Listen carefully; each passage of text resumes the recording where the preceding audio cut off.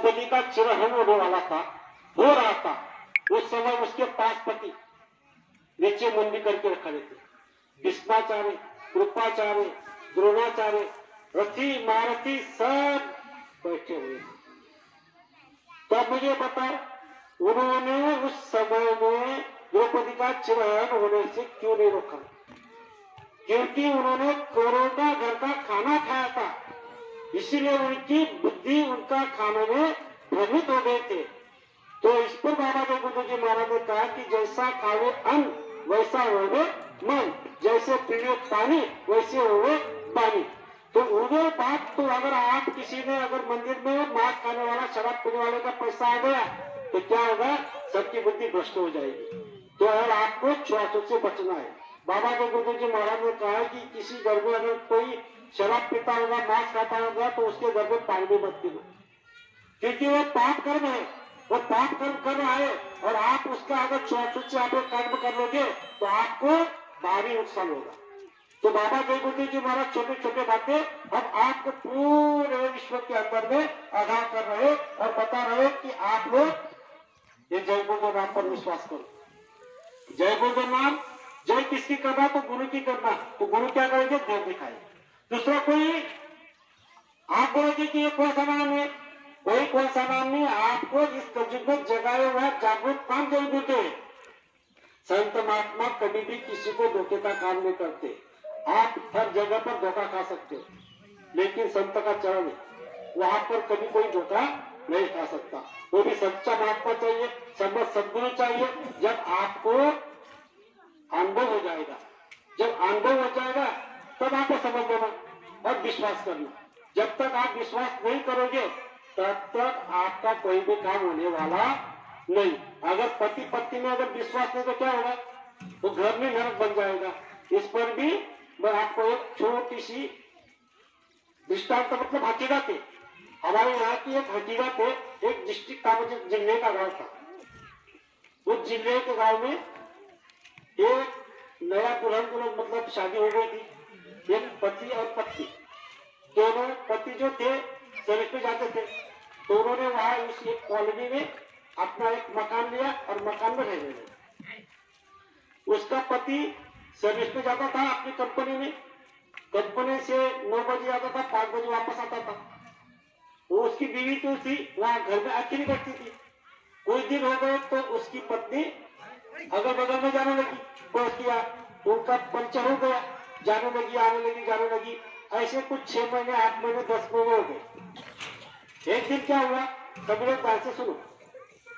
उसका पति जब कंपनी में चला गया सर्विस में, तो वहां बहन ने सब काम निपटा कर वहां से एक पड़ोस बहन थी बहादुर वाली, वहां चली गई। दुर्भाग्यवश उसका घर का जो गेट था, दरवाजा, उसके अंदर नीचे ट्रक थी। एक बाहर का व्यक्ति आया, उस रास्ते से गया और उनके मकान की सीढ़ी पर बैठ गया। बैठते हुए उन्होंने एक सिगरेट निकाली और सिगरेट पी ली। जैसे ही पूरी सिगरेट पी ली, उसका टुकड़ा था वो वहां बुझा दिया और वह रख दिया। वो वहां से उठकर चला गया। थोड़ी हवा आई, हवा के कारण वो सिगरेट का टुकड़ा हवा से सीधा अपने किचन रूम में चला गया। अभी 5 बज गए, अभी वो दोनों पड़ोस के पास रहने लगी। वो उसका पति आया 5 बजे, लॉक किया था। उसने कॉल किया कि अरे मैं आ गया हूँ, तो वो बहन आ गई। उन्होंने लॉक को खोला, दोनों कमरे में गए। जैसा ही उसका पति गया, देखता है तो किचन में नीचे सिगरेट का टुकड़ा पड़ा हुआ है। वो उसका पति उसको बता रहा है, पूछ रहा है कि आप हमारे घर कोई आया था? अभी वो बोली तो कोई नहीं आया था। तो बोले आप कोई नहीं आया था, झूठ मत बोल, सच बोल। तो बोले नहीं कोई नहीं आया था। बार बार पूछ रहा है, बार बार पूछ रहा है। फिर उसका हाथ पकड़ा और उसको कहा कि देखो ये सिगरेट का टुकड़ा कहां से आया। अभी वो बता रही है कि हाथ जोड़ के बता रही है कि मुझे कोई पता नहीं, कोई आया ही नहीं तो मैं क्या बताऊं। अभी आया ही नहीं था तो क्या बताएगी? तो बोला कि नहीं कोई तो भी आया होगा, सिगरेट पिया है तो कोई ना कोई आया होगा। तो ये उनकी बहस हो गई, झगड़ा हो गया। तो वो जो उसकी पत्नी थी, उसने उसके माँ बाप को बुला लिया, इसने उसके माँ बाप को बुला लिया। तो दोनों लोग बैठे, और बैठने के बाद चर्चा हुई, अभी दोनों में और बहस हो गई। और इसके कारण क्या हुआ, उसके माँ बाप और उसकी पत्नी को अपने मायके लेके गए। अभी मायके लेके गए तो वो केस कोर्ट तक चला गया, और कोर्ट तक चला जाने के बाद उनका क्या हो गया, डिवोर्स हो गया, दोनों अलग अलग हो गए। अब मुझे ये बताओ, सिगरेट पीने वाला आया था तो उसका दोष, हवा आई उसका ना दोष, वो अंदर किचन में चले गया उसका दोष, उसका पति का भी दोष थी और उसकी पत्नी का भी दोष थी। दोष किसका हुआ, विश्वास। आपने विश्वास नहीं किया। अगर आपने विश्वास नहीं किया तो अपना अच्छा खासा घर बिगड़ गए। तो ये बात होती है, पहले हम आपको निरंतर करनी चाहिए, पहले विश्वास तो करो। मतलब जो भी बात आपने आंखों देखी होती है वो भी कभी कभी गलत हो जाती है। तो इस पर हम आप पूरा अनुभव लेते भी। अब आपको बाबा जगबंधु जी महाराज ने यही कहा कि आप ठोक ठोक के गुरु बनाओ, आपको जितने गुरु बनाना उतना बनाओ, लेकिन जब तक उनका अनुभव नहीं आएगा तब तक आप चुप बैठो। जब अनुभव आएगा, जब आपको तकलीफ होगी, कहीं मुसीबत में होंगे, तब आपको अगर ये नाम काम आएगा तब आप उसको, लेकिन अगर एक बार अगर विश्वास हो गया, आपका काम बन गया, तो आपने विश्वास करना चाहिए। लेकिन अगर आपने विश्वास करते हुए काम होते हुए भी अगर किया नहीं तो नुकसान हमारा होगा। तो हम आपको विश्वास करना है कि जब तक हम विश्वास नहीं करेंगे तब तक हमारा कोई भी काम होने वाला नहीं। हम किसी से पैसे देते हैं उधार में, वो भी विश्वास करना पड़ता है। पति पत्नी में विश्वास होना चाहिए, माँ बाप में विश्वास होना चाहिए, बेटे में पुत्र में विश्वास होना चाहिए। जब तक विश्वास आपके अंदर में नहीं होगा तब तक आप दुनिया का कोई भी काम नहीं कर सकते। तो इसीलिए संत महात्मा यहाँ पर जो आते हैं कि उनका वचन को सुन लेना, क्योंकि गुरु वचन में गहरा राज होता है।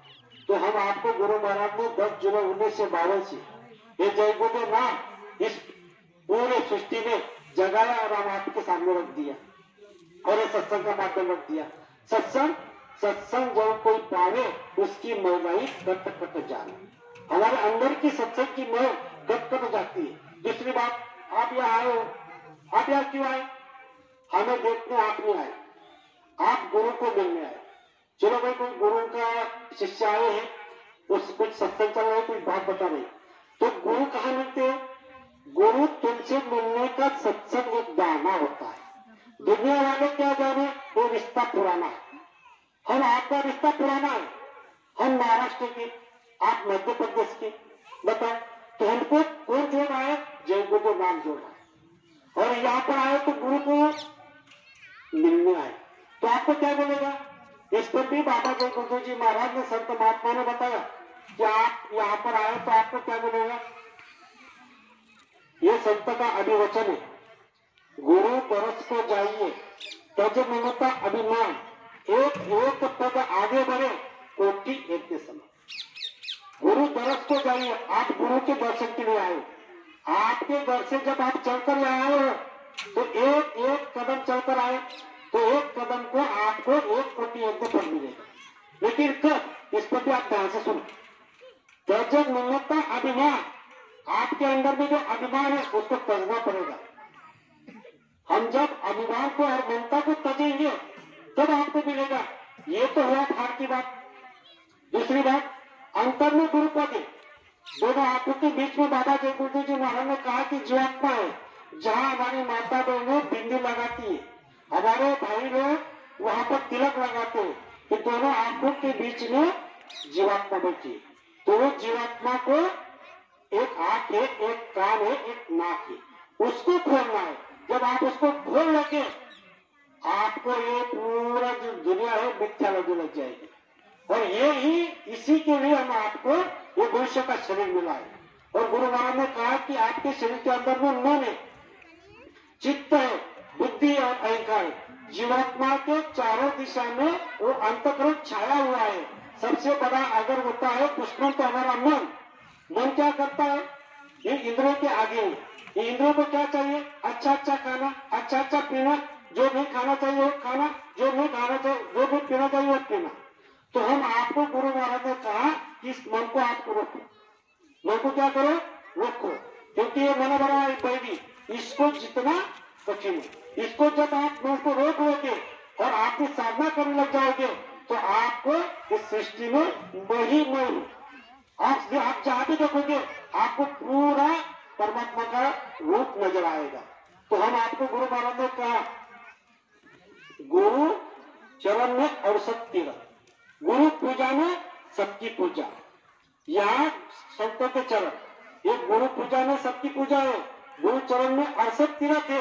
तो हम आपको गुरु पूजा करने की सबकी पूजा होगी। उनके यहाँ पूरे के पूरे देवी देवता पूरे के पूरे उतरे हुए हैं, लेकिन हम आपकी आंख देखने की जो कजली आ गई है इसीलिए हम देख नहीं पा रहे, क्योंकि ये सत्संग हो रहा है। सत्संग कोई खेल मजाक नहीं होता, सत्संग कोई रामायण महाभारत का पाठ नहीं, सत्संग सत्य का संग करने को होता है। सत्संग में अगर इस खंडक में अगर आ गए और आपको सत्संग की एक चोट अगर लग गई तो आपका जीवन सुधर जाएगा। गुरु दरिया में माना, मन कहीं भूल न जाना। गुरु दरिया का जल बड़ा निर्मल है, इसी में गोता लगाना। इसमें आप गोता लगाओ। जब आप साधना करोगे तो क्या होगा मालूम है?